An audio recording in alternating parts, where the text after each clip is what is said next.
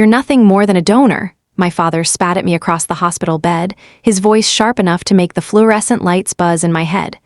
"Your brother needs that kidney. You're too selfish to understand." My mother sat stiffly in the corner, eyes cold, her hands folded so tightly I could see the knuckles blanch. "This is what family does," she said, calm as if declaring the weather. My jaw clenched so hard I thought it might fracture, and all I could manage was a muttered, barely audible, "I'll get you for this." "My name is Laura Bennett. I'm 36. Even as their words hung in the air, something deep inside me shifted. A quiet, burning certainty that what had just happened was only the beginning. The first thing I noticed was the sharp, unrelenting pull across my side, like someone had stretched a wire tight under my skin. My fingers trembled as I lifted the hospital gown, and then I saw it, a clean, 6-inch incision running from just below my ribs toward my hip. The antiseptic smell of the room hit me all at once, bitter and clinical, and the harsh white light seemed to press down on my chest, making it hard to breathe. My stomach knotted in disbelief, my mind grasping for something, anything, that could make sense of what I was seeing. I pressed my hand against the wound reflexively, almost expecting to feel a ghost of the kidney that wasn't there anymore. But it wasn't a ghost. It was gone. Every part of my body screamed that this was real, that I had been violated, and the cold, sterile silence of the recovery room only magnified it. I tried to call out, my voice hoarse and swallowed by the hum of the machines, but it came out as a strangled whisper. Panic clawed at me, sharp and immediate, a visceral, physical thing that left me shaking under the thin hospital blanket. It didn't take long for my training to click into place, even through the shock. I'm a surgical physician assistant. I know my anatomy. I've scrubbed in on nephrectomies, watched the careful excision of kidneys, known the long recovery. And there it was, staring back at me in the mirror of my own body, a textbook lateral nephrectomy incision. My heart lurched violently, the knowledge colliding with the terror, the terrifying realization that someone had taken one of my organs while I was completely unaware. I tried to sit up, the effort sending a jolt of pain radiating through my ribs and down my side. The room seemed impossibly bright, the beeping monitors intrusive, each sound a hammer on my frayed nerves. I could feel sweat beading along my hairline, my temples throbbing. I wanted to scream at someone, anyone, but the fear kept my throat tight. The room felt smaller, suffocating, and I kept glancing at the door, expecting it to burst open with some explanation that never came. Disbelief twisted into rage, sharp and consuming. How could this happen? How could anyone, my family, the doctors, anyone I had trusted, think this was acceptable? My hands shook as I pressed against the incision again, testing the tightness, the rawness of it. I could still feel the tug of sutures beneath my skin, a harsh reminder that this wasn't an accident. My mind reeled through fragments. The routine evaluation I had been promised, the small chat with the nurse who handed me water, the dull pre-op conversation that had seemed mundane at the time. Nothing had prepared me for the reality of waking to this. Cold, creeping realizations started to form. This wasn't just a medical procedure gone wrong. Something had been orchestrated. The anger and panic tangled together, each feeding the other, a knot in my chest I couldn't loosen. I couldn't speak, couldn't move much beyond the trembling under the thin hospital blanket, but I could think. And the one thought that burned through all the pain and confusion was clear, cutting through the haze. Someone had done this to me deliberately, and I needed to understand why. For the first time in hours, I allowed a shaky, quiet sob to escape. Not from weakness, but from the raw, unbearable weight of knowing my body had been violated, and that nothing in the room, nothing in my past, had prepared me for the betrayal I was now forced to face. It took hours, maybe minutes. Time had warped in that recovery room before someone finally spoke, and even then it wasn't a doctor or nurse. It was my mother standing just outside the curtain, her face calm, almost clinical. "Evan's stable," she said. That single sentence hit me harder than any pain from the incision. My stomach dropped. My brother, the kidney. My mind scrambled, tripping over itself in disbelief. I pressed my hand against the side of my body where the organ had been, feeling the absence like a gaping hollow. What do you mean, stable?" My voice cracked. She leaned in, her tone quiet, too composed. "They put your kidney in Evan. He's recovering well. It was a miracle, really." Her words didn't register at first. They felt like some cruel, surreal dream. My chest tightened, every muscle in my body rigid with shock, and then disbelief gave way to a rising, raw surge of anger so intense it made my vision blur. I wanted to scream, to throw something, to shake her until she could feel even a fraction of the betrayal that was consuming me. But I was trapped in this bed, this sterile room that smelled faintly of disinfectant and antiseptic, and all I could do was stare at her, silent, trembling, my fingers digging into the thin hospital blanket. Betrayal cut deeper than pain. My brother Evan had survived at my expense. Every fragment of our family's history, every quiet, unspoken expectation, every subtle hierarchy flashed through my mind. In my family, Evan had always been the favored son, the one whose whims and missteps were excused, whose failures were softened, whose health and legacy mattered above all else. My father, Thomas, had spent decades talking about inheritance, family name, the importance of sons carrying the lineage forward. My mother, Marjorie, had perfected the art of emotional pressure, never overt confrontation, just a slow, tightening grip of guilt and obligation, and now it had culminated in this.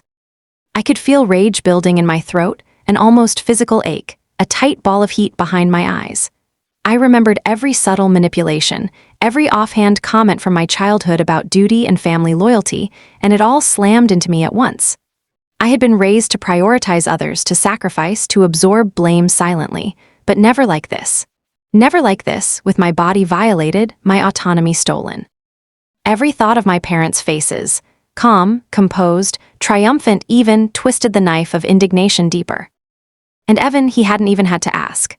I didn't know yet whether he knew what had happened, but the idea that my own brother could receive what I had lost without question, while I lay helpless, made my stomach heave. Rage mixed with disbelief, with horror at the sheer coordination of it all.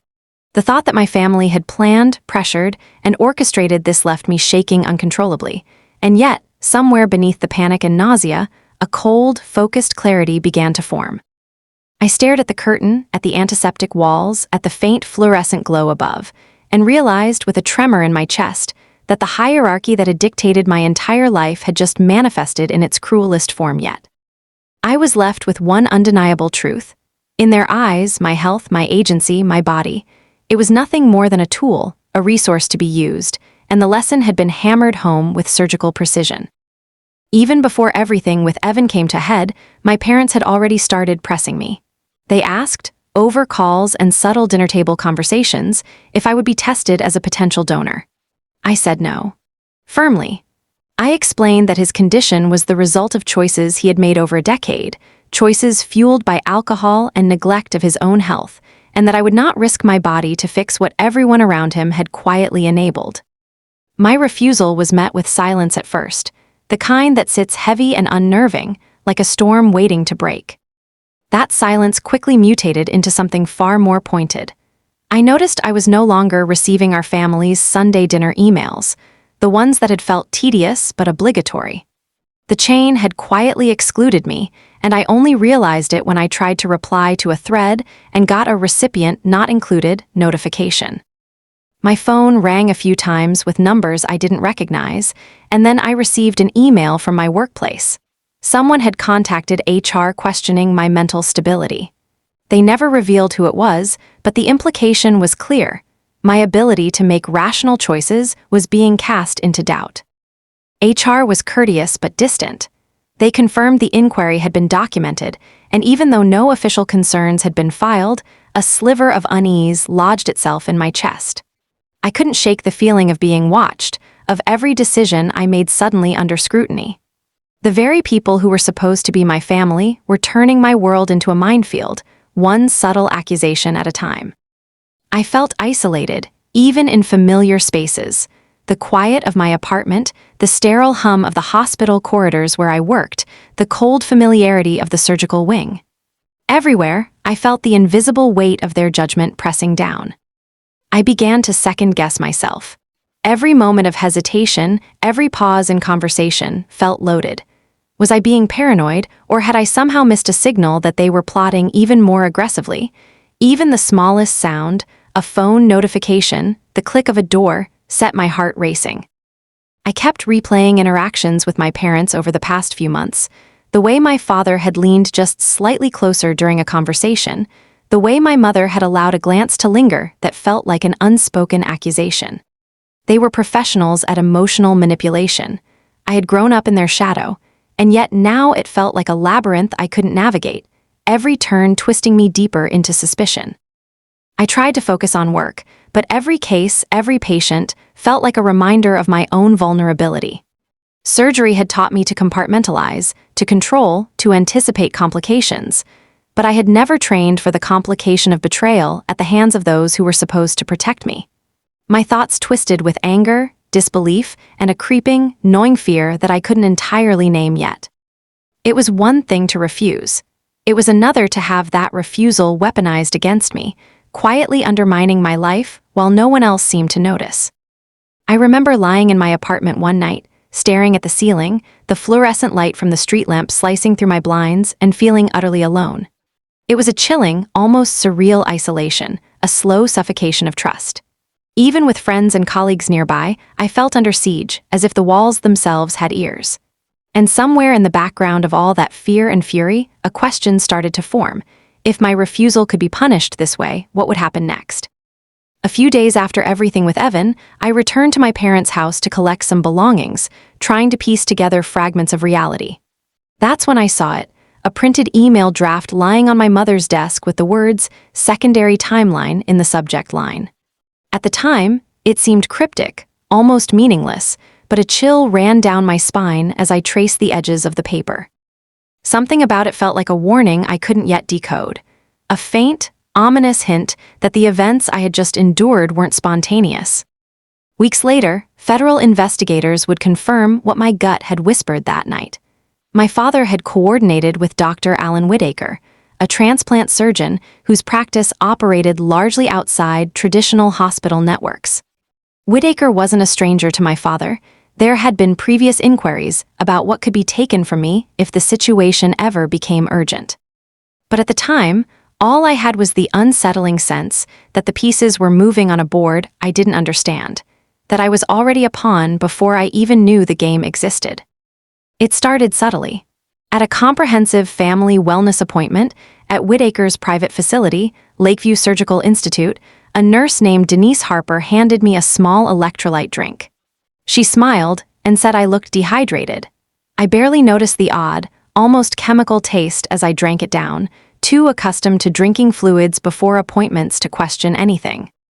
The sedative wasn't obvious, not the kind that would knock me out immediately, but it dulled my resistance, softened the sharp edges of skepticism just enough for what was coming next. By the time I realized that something was off, I was already being prepped for surgery, my movements carefully guided, my questions met with practiced, reassuring smiles. The tension in the room built in small, almost imperceptible ways. The scrub nurse's eyes lingered too long on my chart. The anesthesiologist's explanations were vague, peppered with technical jargon that felt designed to confuse rather than inform. Even the sterile smell of Lakeview Surgical Institute carried a faint, antiseptic sweetness that reminded me uncomfortably of every operating room I had ever been in as a professional. And now, I was the patient, entirely unprepared, entirely vulnerable. The creeping realization that I was trapped hit me slowly, like water filling a room. Every procedure, every movement, every smile seemed choreographed. The weight of their planning, of their expectation, pressed on me as I lay on the table, my body a conduit for a plan I had never agreed to. Panic tried to rise, but the sedative made it diffuse, leaving only a quiet, gnawing dread, a clarity that the control I had always taken for granted in my life. My work, my body, my decisions, was slipping out of my hands. I caught myself staring at the ceiling tiles, counting the fluorescent lights, anything to anchor my mind. But the images of my father's insistence, my mother's calm approval, and the elusive secondary timeline email hovered at the edges of my thoughts. They had built a mechanism to ensure compliance without my awareness, a careful orchestration of trust, fear, and chemical manipulation. And in that moment, as the pre-op team moved efficiently around me, I understood fully that this was not just a medical appointment gone wrong. It was deliberate. Every step, every nod, every sip of that drink was part of a plan designed to trap me, and I had walked right into it. The next thing I knew, the world had blurred into an endless haze of lights, sounds, and the muffled voices of people I couldn't place. 5 hours of surgery passed, each moment measured in beeps and the occasional clipped instruction from a voice just beyond comprehension. My body was paralyzed, dulled, manipulated, my agency stripped by sedation, my mind half-lucid, half-dreaming, unable to protest or move, trapped in the stark white and stainless steel of the operating room. Every shift of a gloved hand, every metallic clang of instruments, felt like a confirmation of the violation, and yet there was no one there to acknowledge my awareness. It was a strange, hollow terror, the kind that makes time feel both infinite and impossibly brief. Meanwhile, in a completely different wing of the same hospital, my parents were performing a completely different drama. I later learned they had visited Evan almost immediately, hovering over his bed, speaking in tones of relief and jubilation. "It's a miracle," my father said, his hands practically shaking with excitement as he held my brother's hand. My mother's calm composure had returned, her eyes shining, not with concern for me, but with satisfaction at the successful outcome they had orchestrated. They smiled, they laughed softly, they whispered congratulations, all while I lay sedated, my body silently giving up the organ that made this miracle possible. The contrast between their triumph and my helplessness struck me with a kind of visceral horror that I can still feel in my chest when I remember it. They were celebrating, already moving on to the next stage of life. Family photos, gratitude, whispered promises of recovery, while I floated in the sterile, cold limbo of a recovery room that smelled faintly of antiseptic and fear. It wasn't just that I had lost a kidney. It was that my body had been used as a vessel for someone else's survival, my consent irrelevant, my presence barely acknowledged. The betrayal of trust was acute and immediate, a physical ache that no painkillers could dull. Even in my semi-conscious state, fragments of rage and disbelief flickered through my mind. I tried to imagine confronting them, to scream, to demand recognition, to reclaim even a fraction of what had been taken, but the sedation kept me tethered to passivity. I could hear voices, murmurs of congratulations, and each word felt like a hammer driving home the scale of what had been done to me. In that moment, I understood the stark clarity of their priorities. My brother's life was more important than my autonomy, more important than my health, more important than any semblance of moral or ethical consideration. When I finally drifted in and out of awareness, the room around me was cold, white, and silent. The distant cheer, the echo of jubilation from a wing of the hospital I couldn't reach, stayed with me like a phantom. My body ached, but the real pain was deeper. The realization that those who had raised me, nurtured me, and instructed me in family loyalty had wielded that loyalty like a weapon, using my body as the ultimate expression of their control. I lay there, hollow and furious, the knowledge settling slowly like ice through my veins. While they celebrated a miracle, I was the invisible cost, a quiet casualty of their obsession with legacy and hierarchy. As soon as I regained enough awareness to hold a phone without trembling, I dialed 911. My hands shook, not just from the lingering pain of the incision, but from adrenaline and anger that had coalesced into a singular, burning focus. I spoke as clearly as I could, asserting that I was a competent adult, that what had been done to me was non-consensual, and that any claims of guardianship or incapacity were fraudulent. The dispatcher stayed calm, and before long, I was connected with Special Agent Renee Alvarez from a federal healthcare fraud task force. Her voice was steady, professional, but I could hear a quiet recognition that this kind of family-driven coercion, though rare, was exactly the nightmare scenario she had trained for. Even as the investigation began, the fallout from my family's side was immediate and insidious. Within days, I received a certified letter from my father. His words were carefully measured, each one dripping with assumed authority. I had a documented history of emotional instability, they claimed, and they had been acting as my informal caretakers. Attached were therapist notes I had never seen and letters allegedly sent to my employer expressing concern about my judgment. The careful forgery and orchestration made it painfully clear how long this had been planned and how methodically they were trying to discredit me. The hospital's response, though procedural, added another layer of betrayal. Upon reviewing the documentation, administration placed me on temporary administrative leave. My coworkers, people I had worked alongside for years, were courteous but distant. Emails came in with professional concern, but there was a subtle hesitancy, an almost imperceptible undercurrent that suggested they were questioning my reliability. I understood why. Between the anonymous call that had questioned my mental state before the surgery and this new documentation, there was a thin veil of plausibility for anyone not aware of the full situation. But for me, it was crushing.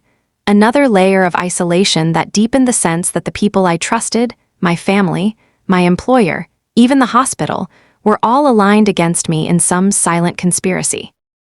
I remember lying back in my hospital bed after the letters arrived, staring at the ceiling tiles and feeling an almost cinematic sense of disorientation. Pain radiated from the incision, dull and persistent, but it was nothing compared to the ache of betrayal that wrapped itself around my chest. Every thought about my parents, cold calculations, their willingness to weaponize my own health against me, seemed to echo louder now that the professional and legal world had briefly accepted their narrative. The isolation gnawed at me. Even in a room full of staff and monitors, I felt invisible, cornered, and suffocating under the weight of manipulated perceptions. And yet, beneath the fear, beneath the creeping paranoia, a stubborn ember of clarity burned. I wasn't broken. I wasn't unstable. I was violated, manipulated, and lied to, but I was awake, aware, and still capable of acting. Every fraudulent document, every careful accusation only confirmed what I had begun to understand about my family, that their devotion to hierarchy, legacy, and control outweighed any genuine care. My resolve hardened. If they thought they could undermine me with paper and protocol, they had severely underestimated the person they had wronged. It was Jordan Blake, a colleague and operating room nurse I trusted, who quietly became my first lifeline. He had been combing through records at the hospital, anesthesia logs, operative reports, timestamps, and something didn't add up.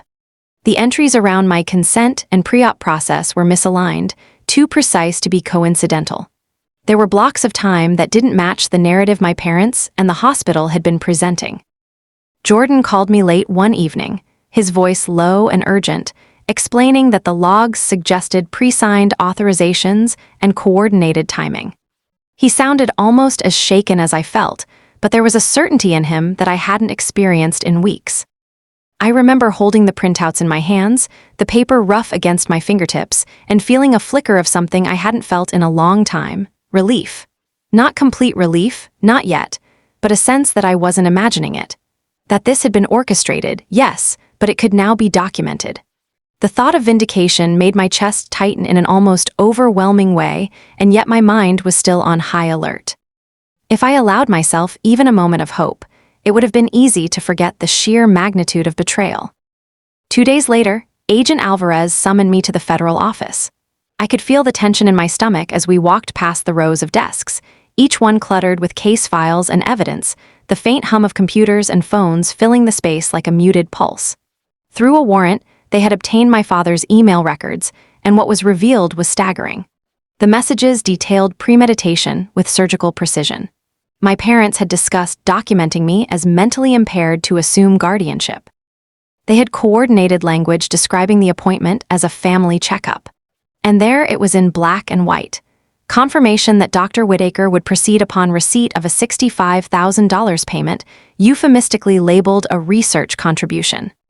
Even my brother's responses, emails declaring this was the only workable option, and that I had an obligation to the family, laid bare the conspiracy. I sat in the chair across from Alvarez, reading snippets of emails projected on a monitor, and felt a wave of emotions cascade over me. Shock, of course, still lingered, but it was tempered now by cautious vindication. They had thought they could manipulate reality, but here it was. Written proof, irrefutable, exposing their planning and coordination. It was surreal to see it laid out like this. The same people who had once made me feel small, helpless, and disposable now rendered transparent by the digital traces of their own intentions. And yet the relief was complicated. Even with this confirmation, my body still throbbed with lingering pain, my trust had been shattered, and the psychological weight of their betrayal didn't simply disappear because a screen confirmed their actions. But there was momentum now. Something tangible had shifted. The law was on my side, and every email, every log discrepancy was a step toward accountability. I allowed myself a single, careful breath, the first in weeks that didn't feel laced with suspicion or dread.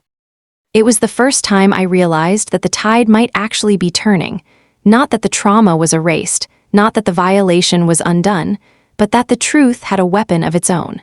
And for the first time since that sedated pre-op appointment, I felt a measure of power creeping back into my hands, quiet but undeniable.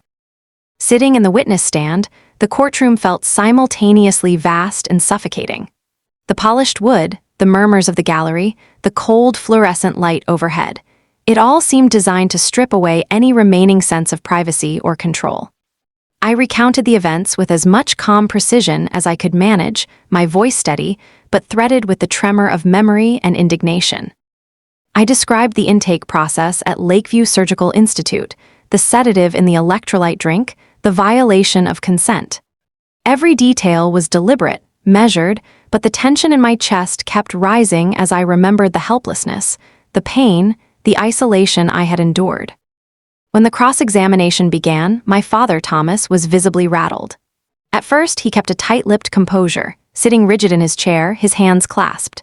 But as the questioning deepened and my testimony painted a vivid picture of orchestrated coercion, something inside him snapped. He started shouting, his voice booming through the courtroom, accusations about familial obligation, claims that I had been selfish, that children owe their parents everything. I could see the color rising in his face, the muscles in his jaw twitching, his posture faltering. It was a stark contrast to the controlled, commanding figure I had known growing up, the one who dictated family hierarchy with quiet authority. That authority was crumbling in real time, and it was impossible not to notice. The prosecution then displayed the email chain on a large courtroom screen. There it was, years of planning laid bare, messages dating back 8 years, evidence of premeditation, coordination, and entitlement. My father had contacted Dr. Whitaker about the possibility of taking a liver segment from me after my brother's cardiac scare. There were discussions about using me as a contingency for the future. Each message felt like another layer of betrayal being peeled back in front of everyone present. I could hear murmurs in the gallery, the judge leaning forward, the attorneys exchanging glances, and I realized just how public the exposure of their manipulation had become. With every projection of their words, my father's composure continued to fracture. He alternated between loud indignation and frantic gesturing, attempting to redirect blame, but the evidence was overwhelming. The pattern of their behavior was undeniable. This was not desperation, it was calculated planning. Even my mother and brother, seated silently beside him, were forced into the harsh light of scrutiny, their expressions taut with unease. The courtroom air was thick with tension, each revelation stacking on the last, and I could feel a quiet, almost imperceptible satisfaction that the truth, the raw, unvarnished truth, was finally being witnessed by more than just me. Sitting there, recounting my ordeal while the emails and documentation made the timeline indisputable, I experienced a mix of relief and lingering shock. Relief that the story I had struggled to be heard for weeks and months was now undeniable. Shock that the people who had meant to define my reality had shown such calculated cruelty and entitlement, and that this cruelty had spanned nearly a decade. Yet even in the intensity of the moment, I recognized that this public confrontation was the turning point. The invisible web of manipulation was now visible, and my parents' perceived power, their authority, and their control over me had been stripped away before the world. The courtroom had become a theater of slow-burning reckoning over the course of 5 months. Dr. Alan Whitaker, once a figure of detached authority, stood before the court under the weight of his own choices. He accepted a plea agreement, agreeing to testify fully, and the details he provided were staggering. The financial arrangements, the orchestrated pretense of consent, the coordination with my parents and brother, all of it laid bare. Hearing him recount it, every line and transaction confirmed the scale of the conspiracy, the premeditation that had transformed my own body into a tool for someone else's gain. Each word he spoke felt like a hammer striking against the wall of denial my family had tried to construct around me. The trial stretched on, months of testimony, document review, and expert witness analyses. Each day brought a new layer of exposure. Emails projected for the court, inconsistencies in prior statements highlighted, the timeline of sedatives, pre-signed forms, and meetings that had been disguised as casual family consultations. I watched my parents sit in the gallery, faces tight with tension, each revelation eroding the posture of authority and control they had maintained for decades. My brother, too, seemed smaller with each cross-examination, as if the weight of his complicity had begun to crush him. When the day of the verdict arrived, the courtroom was thick with anticipation. I sat quietly, my hands folded, absorbing the gravity of the moment. The judge's voice echoed through the chamber as the verdicts were read aloud, guilty on all counts. There was no flinching, no hesitation, just the finality of justice asserting itself.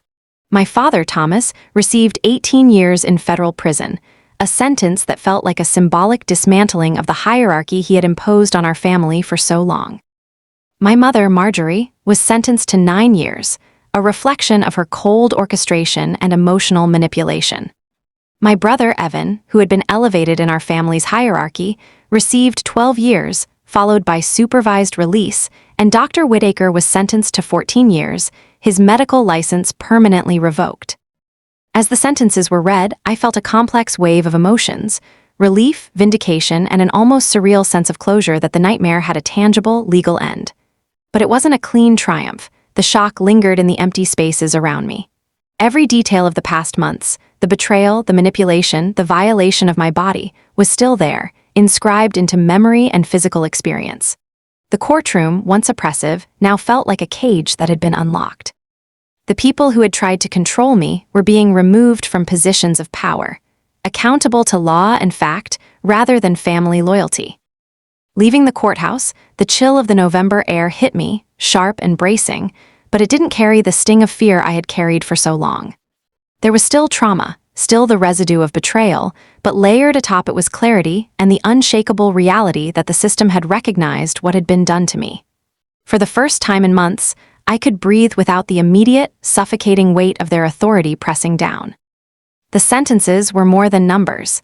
They were confirmation that deliberate cruelty and exploitation could be exposed and punished, even when it came from the people who should have protected you above all. Weeks after the verdict, a plain envelope arrived in my mailbox. Inside was a handwritten letter from Evan. His script was careful, almost meticulous, and as I read, the words settled over me with a weight I hadn't anticipated. He admitted he had known there was a strategy, that my refusal had been noted, considered, and ultimately overridden. But he also wrote that he had chosen not to intervene, that he had let the plan unfold without objection. There was no apology, no attempt at absolution, just acknowledgement and a quiet, resigned confession. Holding the letter, I felt a flicker of anger flare, then dissipate into something harder, sharper, clarity. I understood in that moment, with no illusions remaining, that the obligation I had once been pressured to feel, an obligation to my brother, to my parents, to the hierarchy they had built, was entirely manufactured. My body, my choices, my autonomy were mine and mine alone. No shared DNA, no history, no veneer of family loyalty could ever change that. And if those same people could treat me as expendable for decades of planning and manipulation, then there was nothing left to salvage in those relationships. I made a decision, not with bitterness but with firm resolve. I would not maintain ties with a family that had so thoroughly weaponized trust and affection against me. Their absence would not be a void I mourned, it would be a space reclaimed, a boundary drawn in concrete. The knowledge of my own power, the fact that I had endured, reported, and seen justice done, became a quiet, unyielding source of strength. The truth had stood, unaltered by attempts to gaslight or suppress it, and that was sufficient. There was no triumphant celebration, no external acknowledgement needed. I simply closed Evan's letter and set it aside. The echo of years of manipulation, betrayal, and coercion lingered, but the scale had shifted irrevocably. The people who had tried to control me were accountable, and I was free. Free in the way that comes not from forgetting, but from recognizing the boundaries you will never allow anyone to cross again. Thank you for watching. If you found this story gripping, like and subscribe to the channel.